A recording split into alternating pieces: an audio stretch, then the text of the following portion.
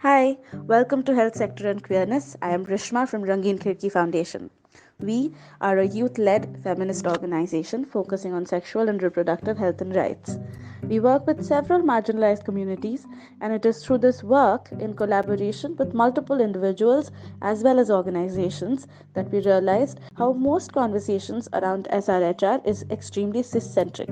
There's also such limited conversation when it comes to the experiences of the community when they access SRHR in specific and healthcare services, both mental and physical in general. Accessing healthcare facilities, dealing with mental health, ensuring a safe space, all of this is often a challenge for queer trans individuals trying to live their lives true to their identities. The intention of this podcast is to be able to create spaces where these conversations can happen without the shame and stigma that the community already has to deal with based on their realities. In our podcast, we have the privilege of inviting amazing guests from diverse backgrounds who have been kind enough to talk to us about themselves, their experiences, and their lives. Join us in normalizing the conversation, making it mainstream, and passing on the mic. Here is a little bit about today's guest. Zayan is a Dalit trans man, a trained educator, and is currently working with a queer organization. He has been studying the field of education for the last 6 years and has written on platforms like the new Leam and the Teacher Plus. He has experience in conducting education research and creating modules on gender and education. He's also a Rise Up Youth Champion Initiative Fellow from India 2021.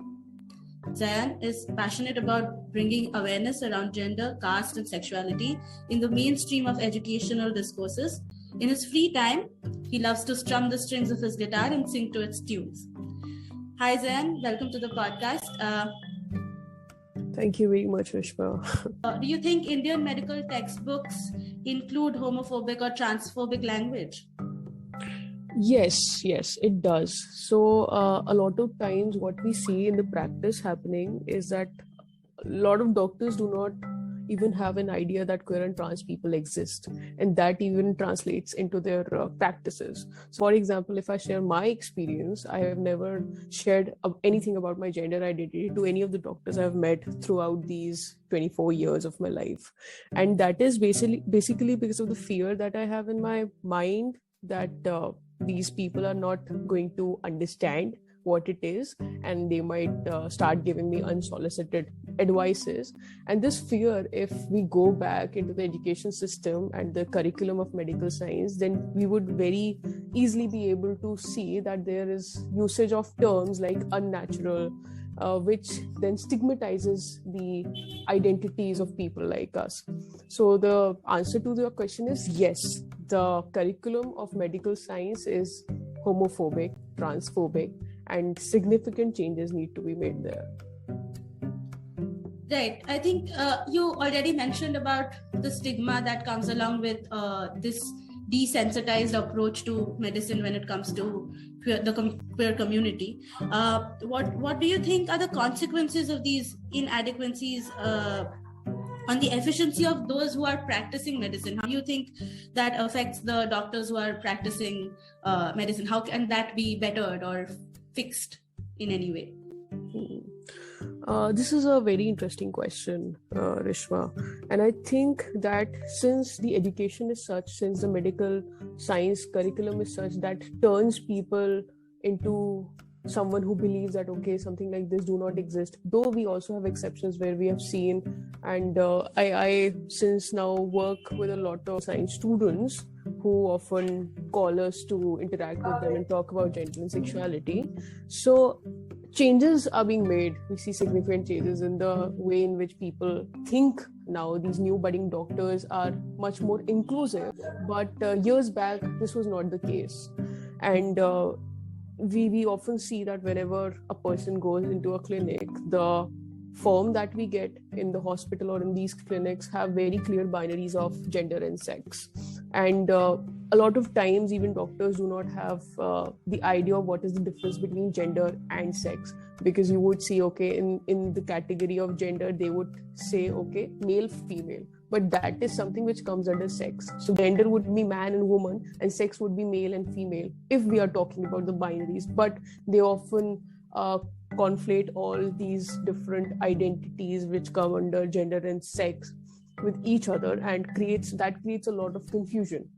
So the very basic thing that whenever one enters into a hospital, we have to fill a form, and there the options when it comes to gender is very limited.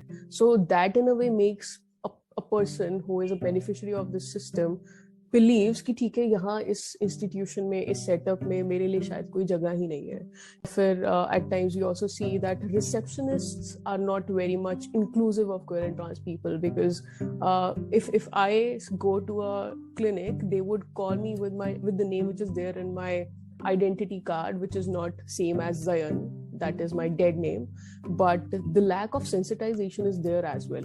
So I think these are the ways in which this violence happen on people like us, because of the way in which curriculum has been silent on our lives and our lived realities.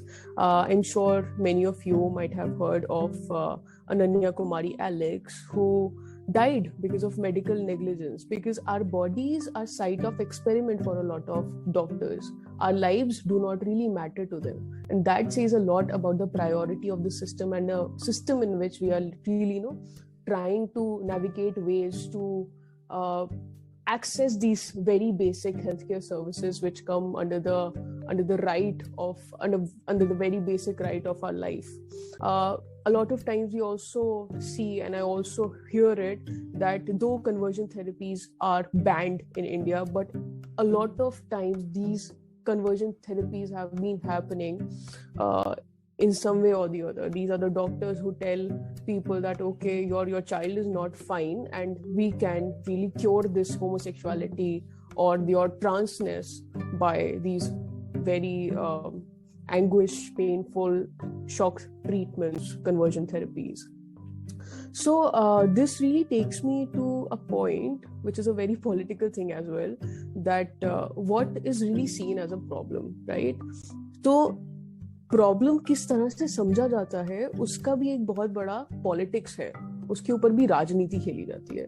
So for example, a problem which benefits people who are very powerful, who have the privilege of caste, class, economy, social capital, cultural capital, तो वो problem बरकरार रखी जाएगी. क्यों? क्योंकि उससे फायदा मिल रहा है बहुत सारे लोगों को जो बहुत पावरफुल है.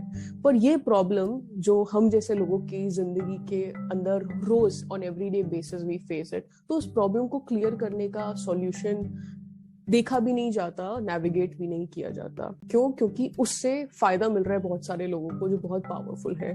पर ये प्रॉब्लम जो हम जैसे लोगों की जिंदगी के अंदर रोज on everyday basis we face it, तो उस प्रॉब्लम को क्लियर करने का सॉल्यूशन देखा भी नहीं जाता, नेविगेट भी नहीं किया जाता.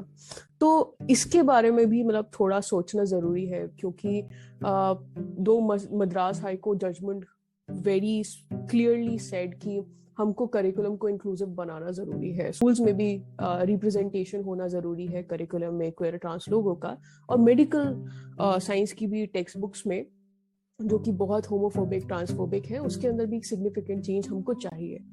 बट द पॉइंट इज, जब भी ऐसा कोई चेंज बनाया जाता है, सो फॉर एग्जाम्पल आपको याद होगा एनसीईआरटी का जो कंट्रोवर्सी हुआ था, जो एक मैनुअल निकला था जो कि सिर्फ टीचर्स के लिए था, बट लोगों ने उसको समझा कि ठीक है, वो मैनुअल जो है वो inclusion of trans students in the classroom, वो शायद बच्चों के लिए है, पर किसी ने समझा नहीं कि वो बच्चों के लिए था ही नहीं, वो टीचर्स के लिए था.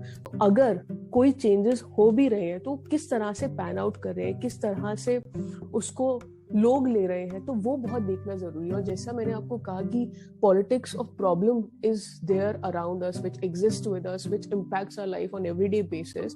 तो जब प्रॉब्लम को एनसीईआरटी ने इन अ वे डिसमेंटल करने की कोशिश किया, उसका एक पॉसिबल सॉल्यूशन निकालने की कोशिश की, तो उससे जो बैकलैश क्रिएट हुआ सोसाइटी में, लोगों के बीच में, तो वो इस स्तर का था, इस लेवल का था कि वो मैनुअल ही वापस ले लिया गया. तो सोचना फिर मतलब मुझे लगता है कि मैं at the and I just and up thinking कि ठीक है, हमारे पास जजमेंट्स हैं, लॉज हैं जो कि इंक्लूजन की बात करते हैं, जो कि राइट्स की बात करते हैं, जो कि कहते हैं ठीक है, डिस्क्रिमिनेशन नहीं होना चाहिए हेल्थ सर्विसेज में और ऐसी प्रैक्टिसेस में. पर फिर भी जब हम कोई चेंज करते हैं on ground, that is not really accepted. So we really need to strategize the way in which these changes are going to happen. Yeah. Right. And I understand what you're trying to say, because this binary of sex and gender, the cultural aspect and the biological aspect, and the entire confusion that some people tend to harbor about these two concepts, and how one is man-made and the other is biological, and that entire debate, it's ever prevalent, and anything out of the heteronormative is considered to be a disease, and the general narrative is then, I don't know, shifted or shaped in such a way that it is seen that this is something that is not normal, that shouldn't happen, and that is so harmful for the growth of a society. I feel it just hampers the growth of a society. So you mentioned power politics and how caste, language, religion, money, all of this plays a part in polarizing the debate and affecting any changes that are being implemented or are being tried. So what do you think are the steps that as a society we can take to make the curriculum more wholesome, or the way things are implemented more wholesome and factually correct and not pandering to misinformation? How can we address queer health concerns a little bit better? What do you think are the steps for that? Thanks for your question, Rishma. And to address this, we will have to go and locate the roots of how this problem stems in the reality of our lives. So this all happens while a person is in a school, right? Throughout those 12 years of education, many of us didn't get a chance to even know that, okay, different gender identities exist around us, different sexual orientations are there. We were not given any exposure to any of such discourses. That is, again, which is a very political thing, a very political question to be asked from the persons, for the people who make this curriculum, right? And if somebody says that, okay, I got an exposure, I got to know about queer and trans identities in my school, then my question is, okay, what kind of school was that? Was it at elite private school? Because yes, there, the privilege, the kind of students who go there, the privilege pans out in a way that, okay, the discourses are going to be such that you're going to get to know about different identities, different ideas, which are not very easily available to a person who is going to a low-fee budget private school or a government school. And we see that when it comes to schools, there are a lot of hierarchies. There are different kinds of schools. So government school, we have Pratibha Vidyalaya, Kendriya Vidyalaya, and Narvodayas, etc., etc. In private schools, we have a lot of hierarchy. So we have low-fee private schools, elite private schools, and schools that come in between of both of these types of schools. So it's very important to question and to just acknowledge the fact that this violence happened from the very beginning of the time when we started our education, right? We were not given any kind of a literature which would help us understand these identities or help us understand ourselves. So, for example, it was very difficult for me to make sense of what I'm feeling and what is this identity called. It took me 15 or 16 years to understand, okay, this identity is called trans man. And then it took me years to accept myself as a trans person. So the violence happened because of the school education that we got. Now think about the teachers who were there with us. They were also not very much aware of these different terms, terminologies, identities. And a lot of times, a lot of thinkers say that education, though, is seen as a tool of emancipation, but at the end, it just ends up reinforcing hierarchy.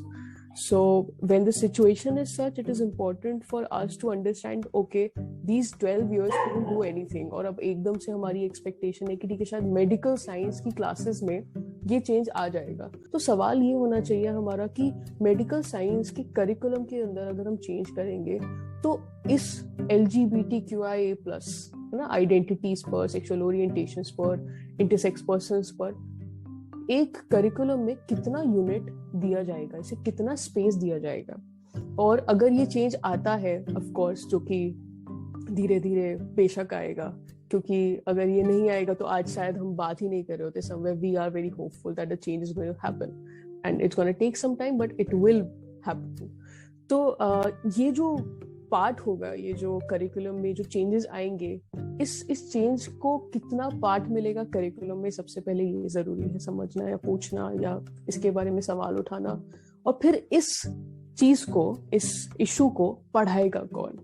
जो लोग पढ़ाएंगे क्या उनको कुछ ऐसा training दिया जाएगा? और सिर्फ जरूरी नहीं है कि हम जो लोग जो प्रोफेसर्स ये सब्जेक्ट्स पढ़ाएंगे या क्वेयर और ट्रांस आइडेंटिटीज की बात करेंगे, सिर्फ उन्हीं को पता हो कि क्वेयर और ट्रांस लोग होते कौन है या हमारे इश्यूज होते क्या है। It's also important for all the other faculty members to understand, ठीक है, this is a very basic thing, right? हमारे अलग अलग डिसिप्लिन में ना, एजुकेशन डिसिप्लिन में बहुत स्ट्रॉन्ग बैरिकेडिंग है।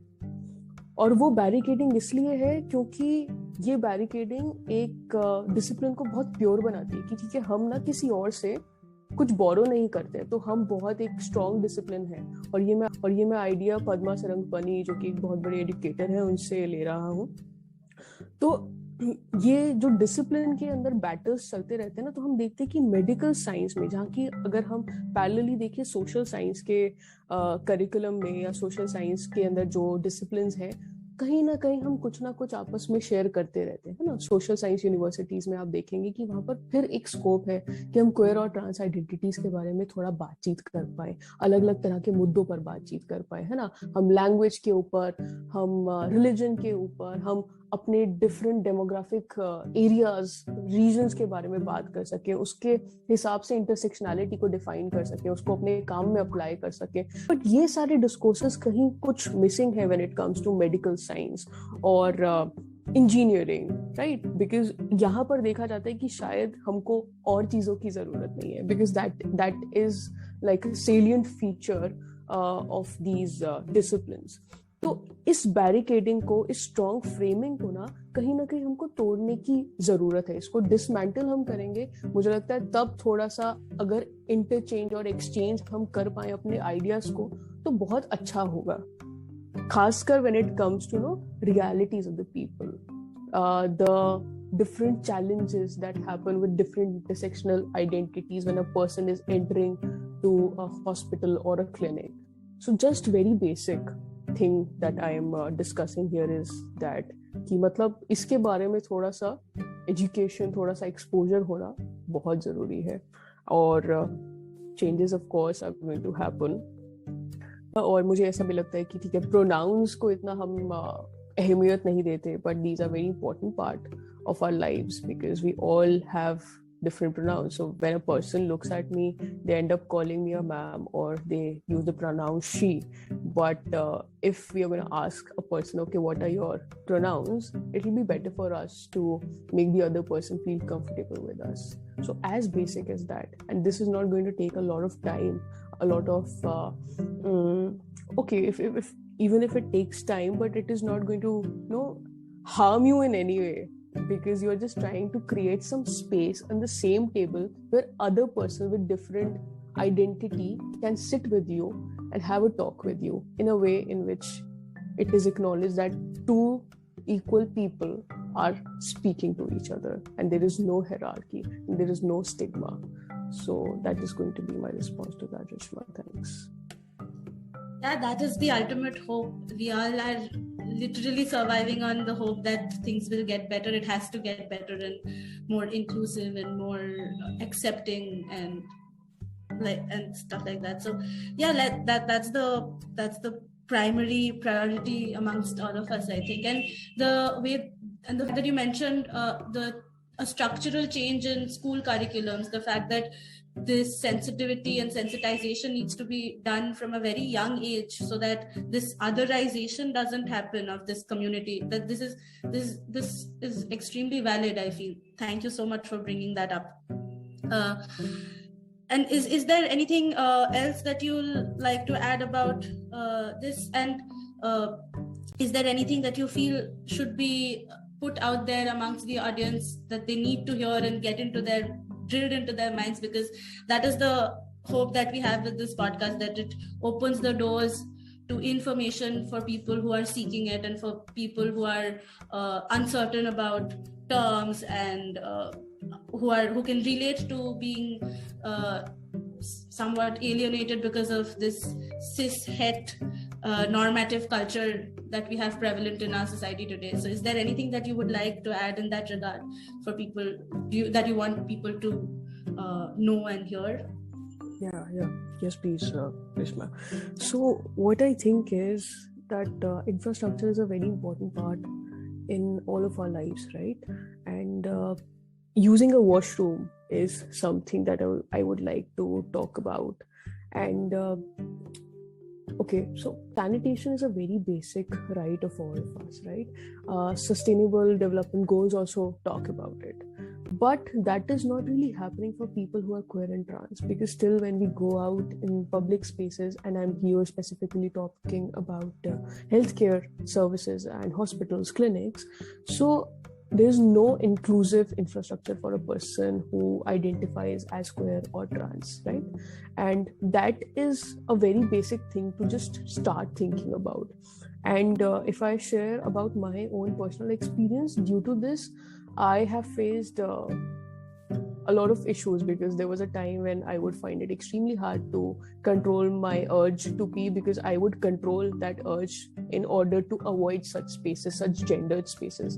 Because yes, I feel comfortable in a men's washroom, but the infrastructure of a men's washroom is such that it would not allow a man who menstruates to use this space. So for example, it will be very insane of me, and if I'm going to tell this to any other person that okay, I expect a sanitary vending machine in a men's washroom, then that is going to be an idea which is going to burn a lot of what do you say, it is going to initiate a lot of discussions and arguments at okay, what are you speaking about, this makes no sense. Because our bodies are such that it often becomes a site of exploration, but that exploration doesn't have any sensitivity to it, right? कि okay, हमको जाना है, तुम अलग हो, हमको तुम्हारे बारे में बता दो, पर उसको हम उस एक्सप्लोरेशन को ना किसी एक मीनिंगफुल वे में, मीनिंगफुल डायरेक्शन में ट्रांसलेट नहीं करते हैं. And that is the problem when a person who is queer or trans tries to navigate their presence and use this very basic structure called washroom, right? तो मेरा सवाल यहाँ पर ये भी है कि when I think ठीक है, करिकुलम में, मेडिकल साइंस के करिकुलम में सिग्निफिकेंट चेंजेस होने चाहिए, जिसके अंदर बताया जा सके कि ठीक है, क्वेयर ट्रांस आइडेंटिटीज होती हैं, उनके क्या स्ट्रगल्स हैं, उनकी क्या बॉडीज हैं, there are bodies, there are men who also menstruate, right? तो क्या ये बातें जो किताबों में के जरिए बताई जाएंगी स्टूडेंट्स को, क्या प्रोफेसर्स, क्या ये इंस्टीट्यूशंस अपने खुद के स्पेसेस में, अपनी खुद की यूनिवर्सिटीज में ये चेंजेस लाएंगे कि ठीक है, आपने बात तो कर दी, बट क्या आप अपनी यूनिवर्सिटी में एक जेंडर न्यूट्रल वॉशरूम बनाएंगे? क्योंकि ये बहुत एक ऐसा आइडिया है जो it becomes very difficult for people to engulf कि ठीक है, अब एक तीसरा इंफ्रास्ट्रक्चर हम कहाँ से बना दें, क्योंकि उसके लिए पैसा भी चाहिए और बहुत सारी चीजें चाहिए, है ना? तो ये चीजें मुश्किल है शायद लोगों के समझना, but this is something very basic to our lives. तो ये एक चीज थी जो मैं शेयर करना चाहता था. Thank you very much, Rishma. Absolutely, I hear you, and definitely I understand where you're coming from and how important all these might seem like very little things to any person, but the gravity of having safe spaces and being able to get your rights, that's the most important part, I feel. So yeah, thank you so much for bringing this up. All of what you've said is so important and so vital to at least continuing this discourse, and hopefully from this discourse and from more conversations and more such discussions, there will come a day when people take all of this seriously and actually implement the change that they have been talking about in progressive journals and literature for so long, but actually not doing anything to implement. Thank you so much for your time, Zayan. It was so lovely talking to you. I got to know so much. The perspective that you shared with us, I know for a fact that it will help the listeners here, and hopefully some more people can find a way forward with their journey. Thank you so much for your time. See Thank you you soon. everyone for Thank you. joining us for this episode. Here's hoping that there will be more safe spaces created to hear and ponder on these experiences and work towards the required changes in the legal, educational, and healthcare institutions. To know more about the work we do, follow us on Instagram, Twitter, and LinkedIn. To hear the full podcast, subscribe to our channel on YouTube, and we will meet you next week with more anecdotes, stories, and experiences.